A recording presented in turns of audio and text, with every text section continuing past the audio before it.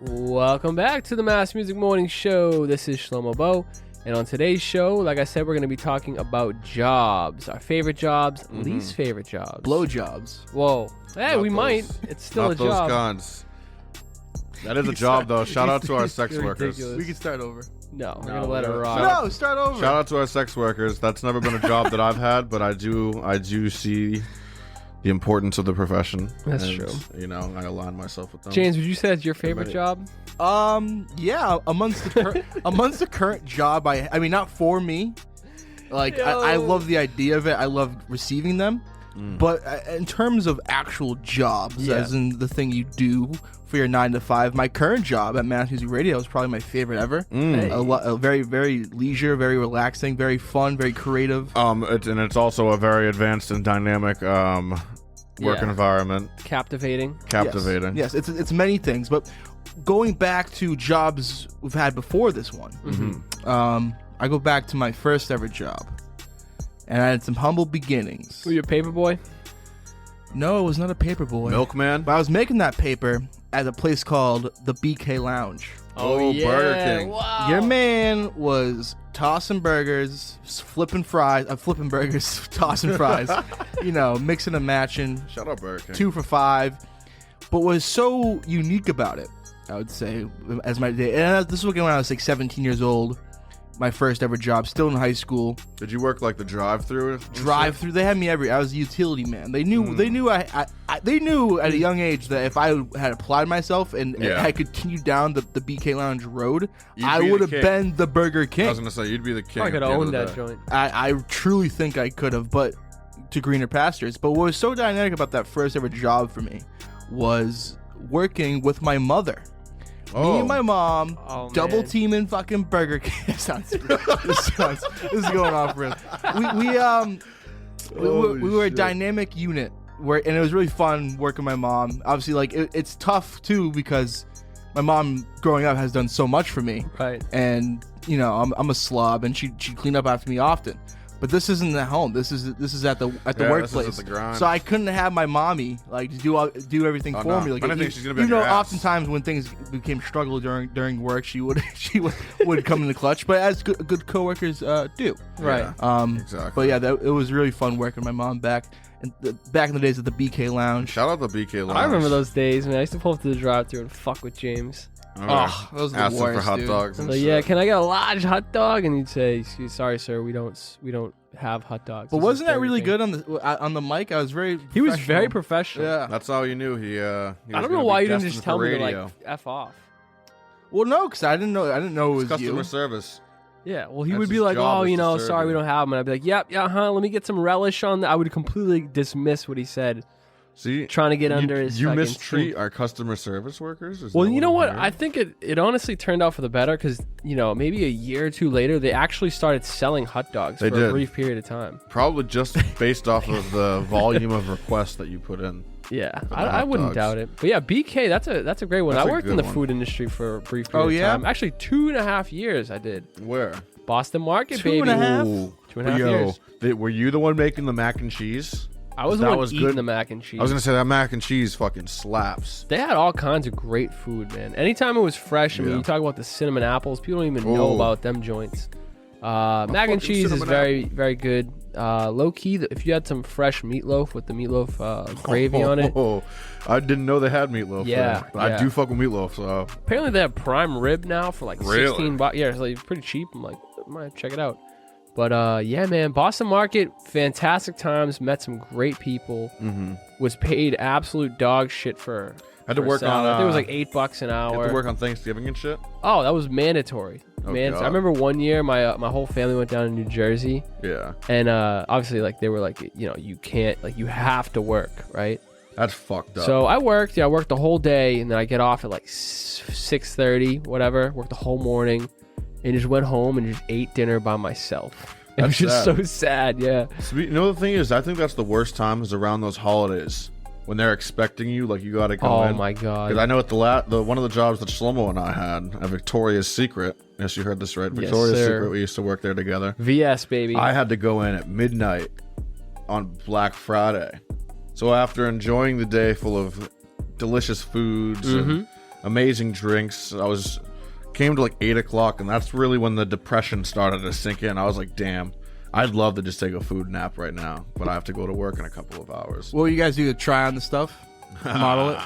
No, you know what we used to get all the time? People would tell people, oh, yeah, I work at Victoria's Secret. Oh, what are you sniffing the panties? I'm like, I know, this it's like, first of all, this is a serious profession of mine. Second of all, I brought this Victoria's Secret probably single-handedly into a top 100 establishment in the entirety of the world. Was it really? It was. There was wasn't literally fucking around. no thanks to me. I did nothing. I there. fucking was a powerhouse at the cash register. You was on the register. Him and Gianni were on the I was register. a savage, bro. That was a good fucking job. I will say, obviously, everyone who I ever talked to about it is always like, oh, you worked at fucking Victoria's Secret. And it's like, yeah, but at the same time, it wasn't about that. You know what I'm saying? We had a real good work team over there. It was a unit. It was like a family. Like, honest to God, when I think about my past job experiences, that's the one where it's like, because I studied management in college, obviously. I always try and replicate that type of environment. People are pushing, you know what I mean? People are there to work. Mm-hmm. Obviously, it's not like everyone's slacking off. But, like, you do it with good graces, you know what I'm saying? Like, you have a good time while you're doing it, you know what I mean? You look out for each other. You don't let the customer or anyone treat us like shit. You know what I'm saying? It was a good old time, and I felt like I learned probably the most out of that job than any other job in my life. What is it then? What is the lesson? What's Victoria's Secret?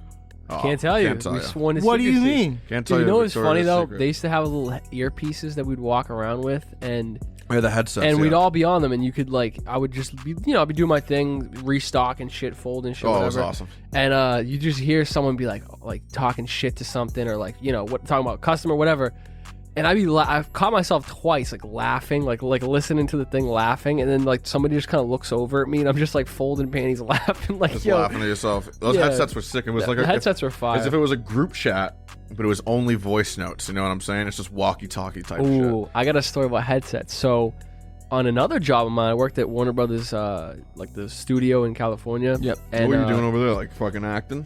I wish. I was actually in the tour department. I was an Giving ambassador. tours. I wasn't giving the tours. I was an ambassador. Oh. So like people were going the tour all around the studio. They go to the sound stages, all the other places, and then they'd end up at the last stop is like the building I worked in. It was one of the sound stages. They turned into like an interactive exhibit. So you go through the exhibit. There's all kinds of cool stuff, and I was sort of just like a, they call it an ambassador, where there's floating positions, like there's certain stations that you're at, and you just rotate the whole day, and then some days you're just like you just kind of fill in where you need to. Yeah. But you always had to wear these little headsets, and it was like every 15 or 30 minutes you'd like, all right, rotate, whatever. And then I found out at a certain point that I could change my little walkie-talkie to like the radio, like the actual like music radio. That's sick. And it was great because like if any calls came in, it would just stop the radio and be like, the call would come in. So I'd be sitting there fucking jamming out, I can listen in the radio. It was a great time, honestly. That's fresh. Yeah, honestly, like I love those walkie-talkies. You know what I mean? That's definitely one of the most slept-on things in the, especially I feel like retail. Oh yeah. That's where they mostly have it. But if you're a shopper, my first tip is don't fuck up anything. They're folding shit and it's nicely folded. Oh. Don't pick shit out. You know what I mean? Unless you're gonna take it. If you're fat gonna take it and you're gonna buy it, I get it. But it's like don't just go around ruining shit, because then if you hear I'm people, guilty of that. I'm a if you maniac. hear people start going on the talkies, they're all talking shit about you. Just to let you know. You know Whatever. what I mean? I don't care. Let them talk. Oh, how about this? If you drop something, pick it up, Yeah, dude. pick it up. I've probably watched a dozen people like knock something over, look at it, and then just keep walking. And you know what? I feel like this job discussion speaks to something larger. You know what I mean? Because I feel like the three of us, we mainly explained it to customer service positions that we've worked in the past. Yeah. And I think all of us can somewhat agree. You know what I mean? There's a lot of fucking crazy people out there in this fucking world. Yep. And not crazy. I don't mean like literally like bad shit crazy. Yeah. I just mean it's like what is going through your head? Exactly that, where it's you drop something and it's just, someone gets paid to do this. I'm not gonna pick it up right now. It's like, Yeah, I seen some lady in Walmart the other day just intentionally put her trash like where I think like a pile of clothes were. oh my I'm God. like, are you like in a pandemic? Yeah. In a pandemic. I oh my was God. so close to saying something, but And I'm like, you know what? and I think that's the thing, because that's probably part of the reason why I fuck with you guys.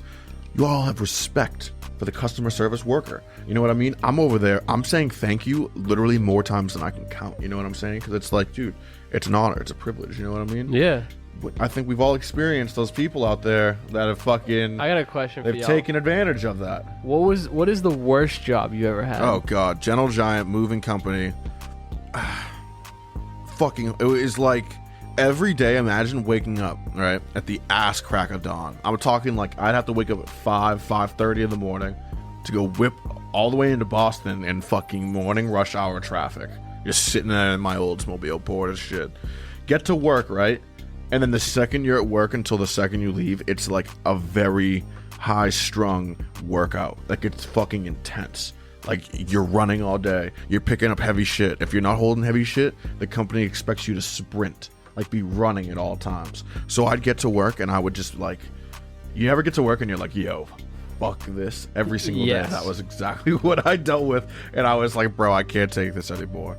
Gentle Giant, by far. Oh, wow. I'll never work for a moving company ever again. I remember you got hurt on the job. I got hurt a couple times on the job, and that's part of the reason I left at the end, because they were like, oh, dude, why are you taking off all these days? I was like, bro, my leg almost broke. Like, what do you expect? So, fuck all that. I hope you guys' examples isn't as strenuous. Mine was fucking strenuous. You know what? I've been blessed. I've had some pretty good jobs. Well, you're very well traveled compared to me. Like, I've had a lot of like local jobs, like you know, typical, like I mentioned earlier, the BK Lounge. I've worked at Dunkin's, famously Roxy's. Meat Market. The big ones there for a long time. Oh yeah. And you're very well traveled. You've been across the globe. But I think I already know what your best job is, and that's of course your humble beginnings at Mass Music Radio affiliate Bravo Pizza. Oh wow, yeah, that was a great job. That was a good. Actually, you want to know a fun fact about that? I remember Shlomo that summer. I had just quit my other job. I shouldn't say quit. I was more so let go. But I was unemployed at the time, bored as hell in the summer. And Shlomo was like, yo, you want to just fucking come through on some pizza deliveries with me at Bravo? It's funny because I actually like VS. They just stopped giving me hours, if you know what I mean. And was at the pizza shop, talked to Michael. He's like, yeah, do you want to deliver pizzas? I said, of course. Do you remember the day, though? I remember there was one day in particular where I was in the whip with you while we were delivering all day, pizzas. yeah. Mind you, he's getting paid to deliver the pizzas. I'm just there for the fucking ride. And we literally named Mass Music like in the car in one of those pizza deliveries. Yeah, I remember I had my notebook. I was in the passenger seat and we were just talking. Yeah, do we have like a business meeting as we're working? Yeah, because we would just whip around and I would just be there talking to him, planning on Mass Music. And then nice. I remember that. You were literally, I was like, what should we call it? Like, and I remember Mass Music came out in the fucking like back of Bravo Pizza, who's now officially in the a back sponsor parking of lot. ours. Yeah, they sponsor us. That's incredible. Is that where you were going with that? The one of your best jobs? You've been blessed. Well, I've had many fun jobs. Oh my god. Where's that coming from? I don't know. So shout out Dylan Reese. He just the ghost of Dylan Reese. Yo, shout out Dylan. The ghost of Dylan Reese just started playing some music. Well, I mean, obviously this is my favorite job, but if we're rewinding the clock, I've had some wonderful jobs in the past. There's jobs that like I don't need, like there's certain stressful jobs, but I look back on them like that was part of the plan. Like I had a job at the cafe in the library at UMass. Oh, that was fucking crazy, bro. I got it because I was just so broke that like I just needed some money. I needed to come up, and I used to leave the studio. Our show is 2 to 4 a.m. on basically Friday mornings, Thursday night, Friday morning. I would leave the studio at 4, go right to the library, work from like 5 to 9:30, 10, and then I go to class from like 11 to 1.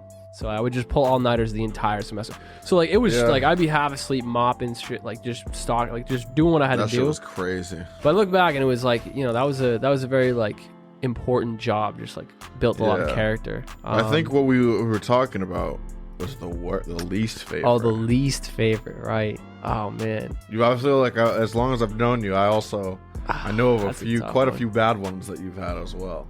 Well, that one's good and bad. That's a good and bad one. I work for Apollo Ceilings, which is like a drop ceiling company, which like it was fun, like shooting the shit, whatever, driving around, getting paid, but like that job definitely sucked. Yeah.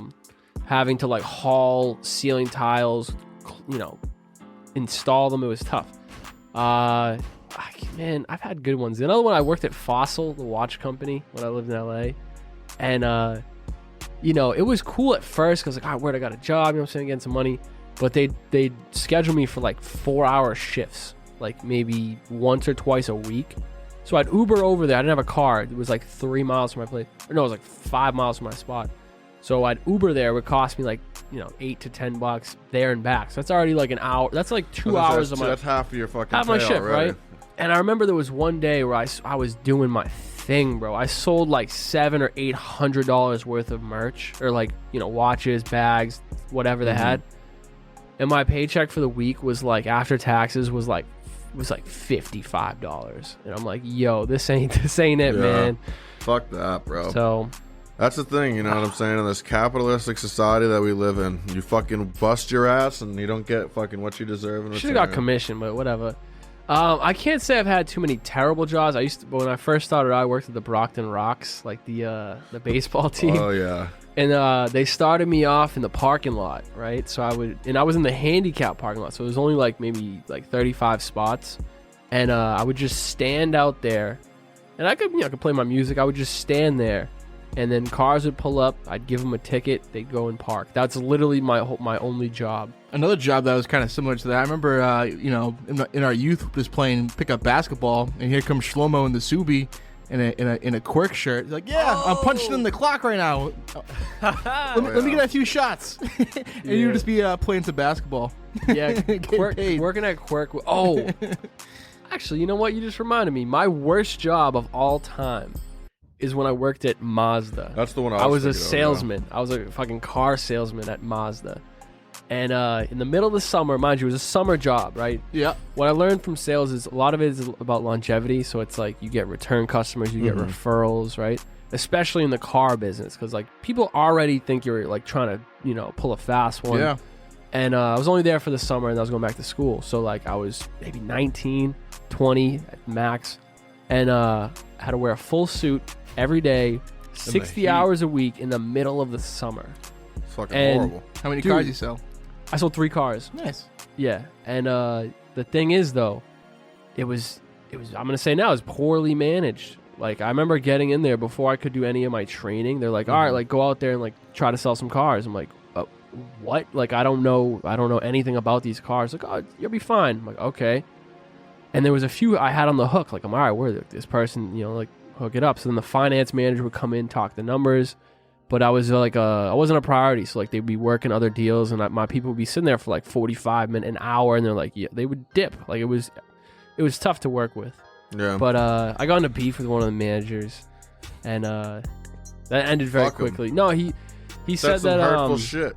He was trying to like say that Hitler was like a smart guy or like not a bad guy type of thing. Obviously, I was like, dude, what are you talking about? And my coworker Joey, who he's not Jewish, but the summer before he went to like a tour of a concentration camp, he got super offended, fucking stormed out. And I went up to the general manager. I was like, yo, like, can you please tell him to like stop talking about that? Like, it's making me uncomfortable. And she's like, oh, it's freedom of speech. And I'm like, no, it's really not. Hate speech is She's not like, well, there's freedom nothing of I can speech. do. And I was like, all right. So I just went to Mr. Quirk's office. I'm like, yo, honestly, like, thank you for the opportunity. I can't work here no more. He's at the guy the manager obviously doesn't work there anymore, so I can talk about it. But, Fuck Quirk Mazda. But no, Mr. Quirk was cool. He gave me my old job back at Ford. I was on the tech team, which was lit.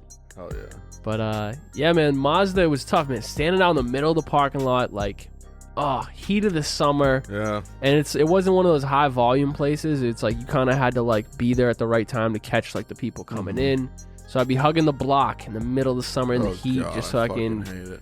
You come inside to get a drink of water, some car pulls up, another salesman gets him. It's like, it was tough. Dude, that's how it is. That was a similar situation at Enterprise, you know what I'm saying? It was just like being out there in the fucking sweltering heat trying to get people into these whips.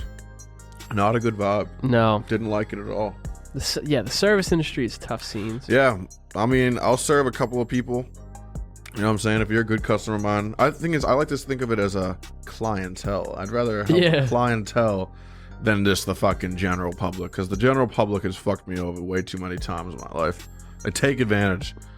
You know, it was a fun job for me. Fun and stressful. I drove a Lyft for like 6 months. Yeah, you're fucking crazy.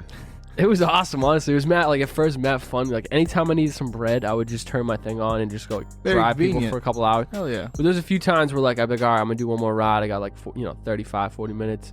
and it'd be like, yeah, this, Tony needs a ride. You pick them up, and then it would say, yeah, you're driving him to Cambridge, and it's like, what the fuck, like, yeah, it wouldn't tell me before where the hell I was bringing him. That's stupid.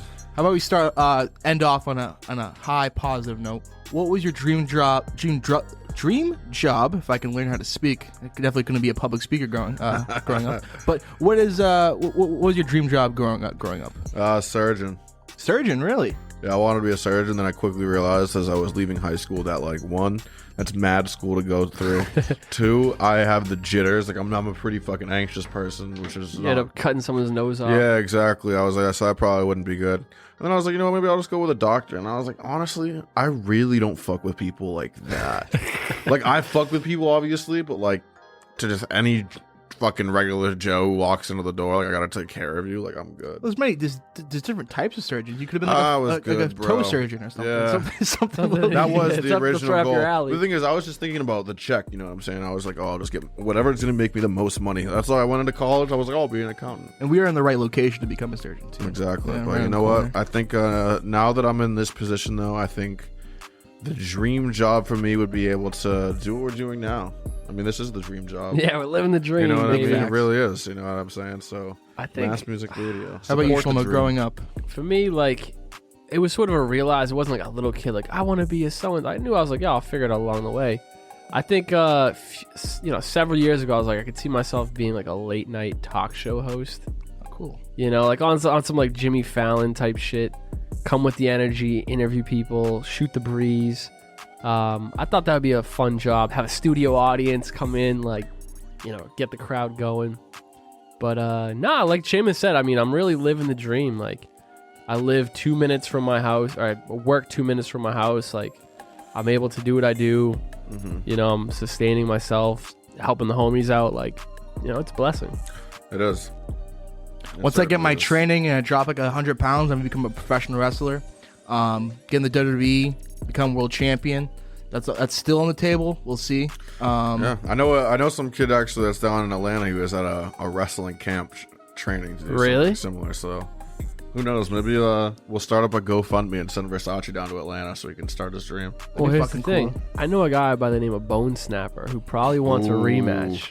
Bring it on. We're gonna have a mass music wrestling match at some point. With the I main already event said being it. Let's Versace. go to the Quincy Armory. Let's do it. Was there anything you'd want to own eventually? I've always kind of like wanted to own like my own restaurant or bar. I always thought that'd be kind of Yeah, I cool. think a if I had like restaurant. a lot of money. Oh, like I'd a say business that I would want to restaurant. own? Yeah, business if I wanted to own, but not necessarily work directly in day to day would be a restaurant, because I would just employ like Yeah. all my various family members that like are bomb at cooking. I would just let them do their thing and I'd manage it. I would like to own like a Hooters? club or like a arena. What do you mean an arena? Like a Yeah. battle arena? Like a no. Yeah. Well, yeah. The Staples? Like Spy own like Staples? like a Staples Center or like maybe not that. It doesn't have to be that big. Oh, you're talking like a stadium. It doesn't have to be a stadium. It could be an arena. An arena is not as big as a stadium. Stadium is like Gillette. An arena is like the Boston Garden. I think of arena football. Yeah, see, that's the thing. We could do some football Do in anything there. there, We yeah. could do monster truck jams. Yeah. Like Disney on Ice. Disney on How Ice about would be this? fresh. I actually revised my answer. My dream would be to own a arena football team. That'd be What's sick. the name? What's the Boston? Bulldozers? The Quincy Pointers, something like that. Quincy Something Pointers. good. You know what I mean? But definitely, arena football. I'm coming for it. Yeah, I definitely wanted to own like a restaurant or bar, or maybe even like a slam poetry coffee shop type, but very like Ooh. very like hipster. That's. and, like, I was gonna say low-key. that's not what I would expect from you. The That's gritty what I guy. want. He That's what I wants want. to snap. Again, his this is fingers. my scenario. Is like I already have like millions of dollars Yeah. from whatever else I'm And doing. you're just like, fuck it, I'll make a fucking. Yeah. What slam would you poetry. call it? Something edgy, something short, something sweet. Thigh gap. No, I don't know. Want to know what's actually? Jesus It's funny that you helped me remember a part of my vision actually, because my whole thing with the fucking restaurant is that it would be made for stoners. Oh, a little Yes. twist on it. Because I would make my thing is I would just come up with like certain concoctions that you really wouldn't want to eat unless one Somebody you're- else made it for you. No, unless one you're obese or two you were fried or three I guess both. What would you do? Like Like crazy peanut butter foods. fluff? That sounds crazy. Imagine now you go to a restaurant, yo, let me get a peanut butter and fluff. I put that on the menu. $2, bro. I'd sell it for $2. I'd do that. I saw this one food truck. It was like selling just regular grilled cheeses for $1. I'd do all that shit at this restaurant. So I'm not gonna name my place Sly Gap. That was ridiculous. My brain. What are you gonna name it? So it's gonna be a slam poetry, coffee, and of course Shamus brought up a good point. Weed is gonna be involved. Weed, definitely. Weed cafes. So the place is called Potent Poems. Ooh, Yeah. I like that. I could see you as the owner coming out of like the back office wearing like a nice turtleneck, looking like almost like Ron Burgundy. I was gonna say I could see Versace doing that at some point. Like Switching I up the could see him vibes. going off the grid for 10 years, and then I run into him again, and he's just like turtlenecked up, gold rimmed glasses. Yep. And it's like, to what do I owe this occasion? He's got a You know what pinky I mean? ring. Pinky ring, all that shit. I would fuck with that. Just let me spit some poems. Yeah, of course. That's all I care Yeah, about. we'll start practicing our slam poetry soon. We're gonna get it Definitely. going. But if you guys have a dream job out there, let us know what it is. Let us also know of any horrific jobs you've had, dirty jobs. There used to be a TV show which was lit. Or, you know, your favorite job. What was the best job you ever had in your entire life? All right. Well, until then, hope you guys have a wonderful rest of your day and stay blessed. Peace. Peace.